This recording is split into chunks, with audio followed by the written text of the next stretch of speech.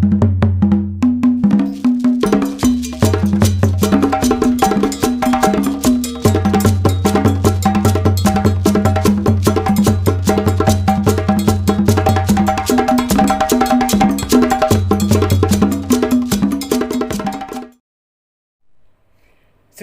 yang dikasihi oleh Tuhan, ayo kita terus rayakan anugerah kehidupan yang diberikan kepada kita semua. Amin. Kita semua bahagia hari ini. Anda melihat ada bunga mewah, ada lambang Fu. Kita memasuki tahun baru Imlek, mulai besok atau malam ini sampai dirayakan sampai Cap Gomeh. Jadi 15 hari mulai besok. Jadi Kyonghi untuk Anda semua ya, kita rayakan datangnya tahun baru, pengharapan baru, lebih mengandalkan Tuhan. Amin. Saudari-saudara yang dikasihi oleh Tuhan, mengapa Imlek itu momen yang sangat luar biasa dan kemudian dirayakan di seluruh dunia? Mengapa? Ini pertanyaan pertama. Pertanyaan kedua, apakah boleh mensyukuri Imlek dengan misa? Apakah bisa misa Imlek? Ini diskusi yang kebangetan. Saya ingin mengatakan dua hal itu. Yang pertama, saudari-saudara, tentu saja banyak di antara kita lahir di negeri tercinta Indonesia. Saya juga lahir Indonesia dan orang Indonesia. Nah, tetapi membayangkan suatu negeri dengan 4 musim,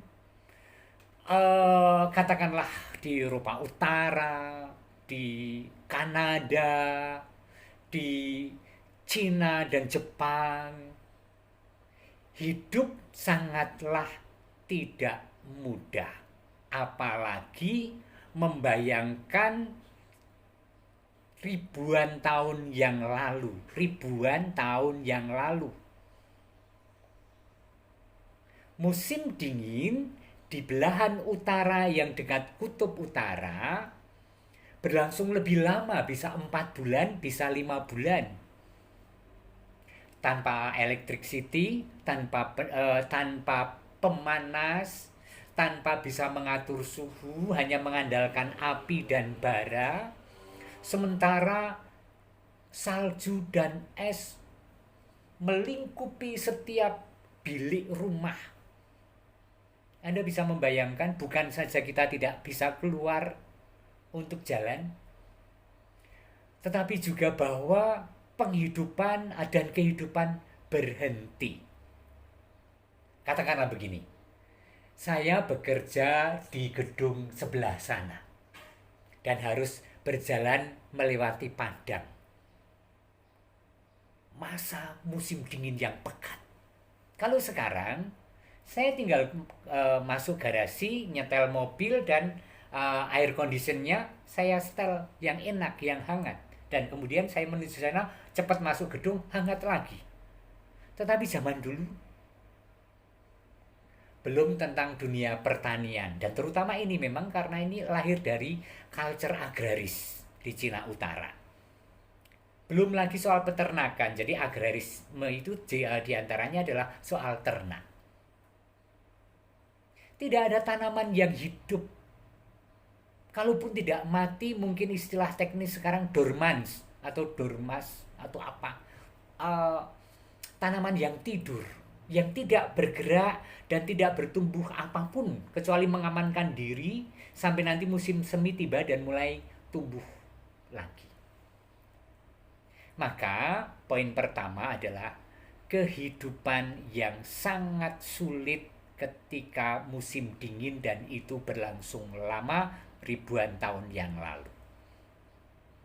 Ketika kemudian dari musim dingin datanglah musim semi, Anda bisa merasakan perasaan apa orang-orang yang semacam itu? Harapannya segera terrealisir. Aku mau nanam lagi. Aku sudah menyiapkan bibit yang saya simpan selama 4-5 bulan dan aku ingin panen lagi. Aku ingin bahwa sapiku makan rumput yang selama musim dingin gak ada rumput. Aku ingin bahwa ternakku akan beranak pinak, menjadi rezeki bagiku dan keluargaku, dan seterusnya. Dan itu sungguh-sungguh menjadi pengharapan setiap pribadi dalam konteks dunia agraris pada waktu itu. Maka, mari kita satukan perasaan kita dengan perasaan mereka. Betapa orang-orang itu sungguh hari demi hari berharap kapan musim dingin berakhir dan datanglah musim semi, di mana kehidupan kembali lagi. Wis, tekan kene wae Katolik banget. Ya, menghayati dan merefleksikan pengalaman masa lalu yang pahit, getir, dan rahmat yang bekerja, dan kemudian mengharapkan bahwa musim yang datang adalah musim yang memberi kesegaran dan rezeki. Ngono wae wis Katolik. Coba neng di eleke kalau kita bersyukur dan itu dimahkotai dalam Ekaristi, yaitu bersyukur atas tahun yang sudah berlalu dan jelang tahun yang baru dengan pengharapan baru. Lebih beriman, lebih berserah pada Tuhan, dan mengoreksi apa yang kurang di tahun kemarin. Karena Imlek berarti pergantian dari musim dingin ke musim semi, dan itu adalah akhir tahun dan tahun baru. Itu. Berikutnya, orang selalu bertanya dan mengatakan, Romo, kalau Romo Agus itu kok kalau di paroki itu mesti merayakan Imlek. Suatu paroki mengatakan begini, kita itu umat Tionghoa itu hanya 5,9% Romo. Apakah layak untuk merayakan Imlek? Ada misunderstanding atau sesuatu yang tidak pas selama ini Ekaristi Imlek dirayakan.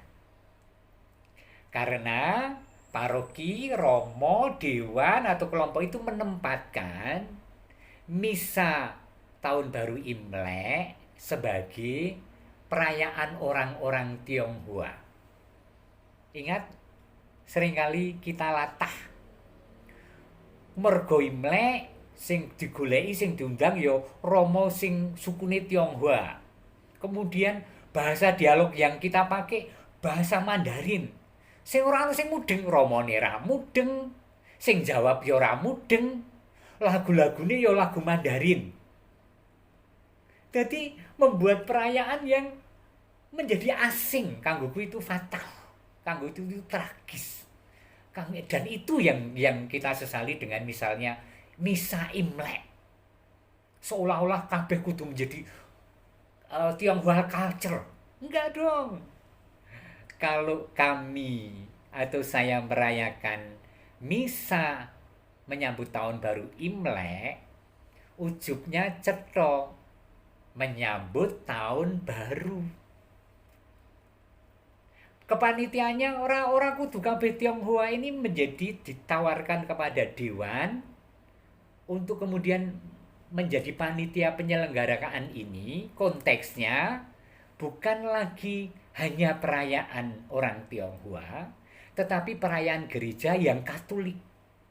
Loh, apa hubungannya Romo? Katolik kita tegese umum.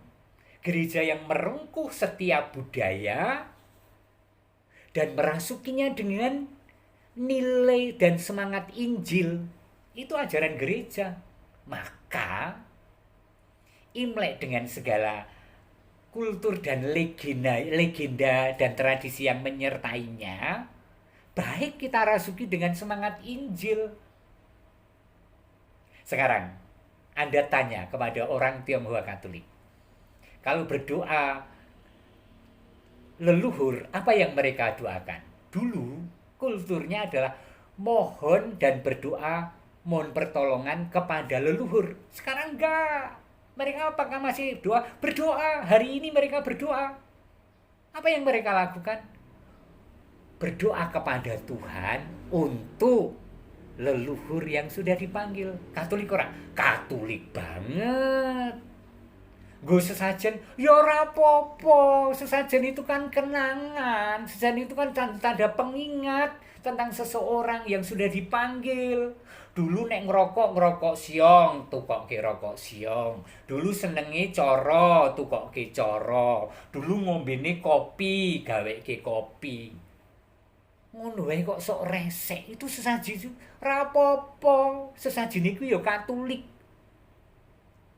Ya, ayo kita rayakan Hari Raya Imlek dengan sepenuhnya Katolik.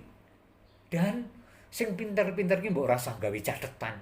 Boleh asal ini asal rasa nggo asal sik. Berjalan dulu dalam kegembiraan, merefleksikan tahun yang sudah berlalu, menyambut tahun baru dengan menyambut Tuhan bahkan dalam Ekaristi.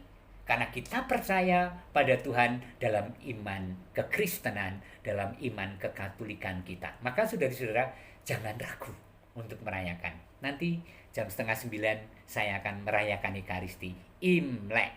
Mergo apa? Katolik banget. Itu Tuhan Yesus itu sangat luar biasa loh. Tuhan Yesus itu ya, atau gereja atau sejarah keselamatan itu kan sejarah refleksi atas masa lalu dan berharap pada masa depan dengan lebih mengandalkan Tuhan untuk memperoleh ya kan? Memperoleh rezeki, berkat, keberuntungan, apapun rumusannya. Dan ada masih bertanya, keberuntungan Romo, kuwi orang Katolik, ya serasa didiskusikan lah kok ngono kuwi. Keberuntungan itu hanya soal kata, tetapi permohonannya adalah damai sejahtera, berkat, rezeki sehari-hari loh. Injil banget toh. Berilah kami rezeki sehari-hari pada hari ini. Oke? Yauhi untuk Anda semua.